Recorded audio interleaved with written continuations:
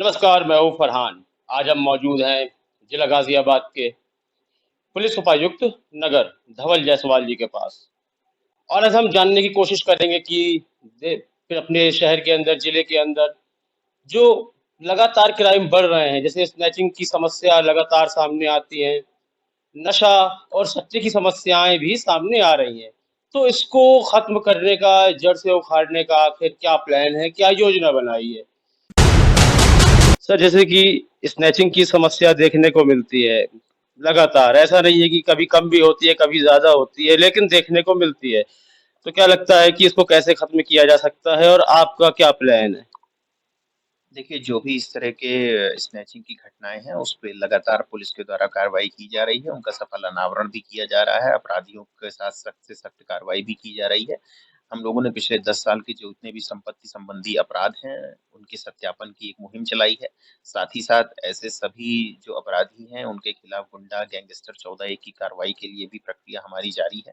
साथ ही साथ हम अलग-अलग जगहों पे क्यूआरटीज़ और पिकेट ड्यूटीज़ स्थापित कर रहे हैं और साथ ही साथ सीसीटीवी कैमरे का व्यवस्थापन भी अच्छे तरीके से कर रहे हैं। चीता मोबाइल्स को भी एक्टिवेट किया गया है। नए जो हॉट स्पॉट्स हैं, जो क्राइम के जिसके ज़्यादा संवेदनशील हैं, वहाँ पर उनको स्थापित किया जा रहा है। तो कुल मिला के एक डेडिकेटेड प्लानिंग हम लोगों ने तैयार की है, जिसका परिणाम आप लोगों को जल्दी ही देखने को मिलेगा भी।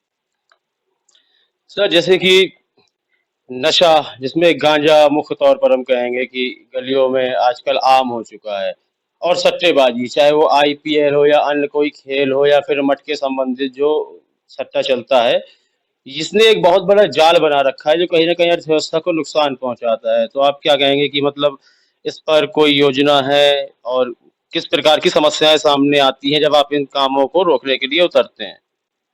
देखिए, जो भी इस तरह से नशा के विरुद्ध है, उस पे आबकारी विभाग और पुलिस विभाग की तरफ से लगातार व्यापक अभियान चलाए जाते हैं। जहाँ पे भी सूचना प्राप्त होती है कि इस तरह के अवैध गतिविधियाँ सक्रिय हैं, पुलिस द्वारा वहाँ पर सक्रिय रूप से निरोधात्मक कार्रवाई भी करती है और वहाँ पर मुकदमे पंजीकृत करके उनको जेल भेजने की जो प्रक्रिया है, जो भी वैधानिक कार्रवाई है, उसको की जाती है।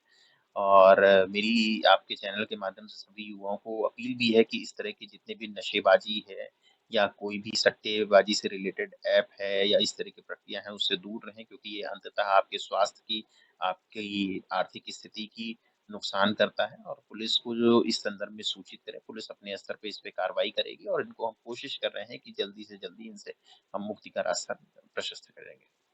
तो अंतिम सवाल आपसे पूछना चाहूँगा कि ये तो हमारी नज़र थी कि इस तरह की समस्याएँ हैं, लेकिन यहाँ पर आने के बाद आपको क्या लगा कि कौन-सी चीज़ें हैं कि जो प्राथमिक हैं और उन पर आपको संज्ञान लेना लगता है कि उसको पहले ध्यान देना चाहिए आपको? देखिए, माननीय मुख्यमंत्री महोदय के निर्देश के क्रम में और शासन की मंशा के अनुरूप जो भी हमें दिशा निर्देश मिले हैं, चाहे वो क्राइम के संदर्भ में हो, यातायात व्यवस्था के संदर्भ में हो, जन सुनवाई के संदर्भ में हो, जीआरएस के संदर्भ में हो, तो उन सभी पे हम लोग की पहली प्राथमिकता है और उन सभी को हम सर्वोच्च प्राथमिकता पे लेके लगातार उस पे काम कर रहे हैं।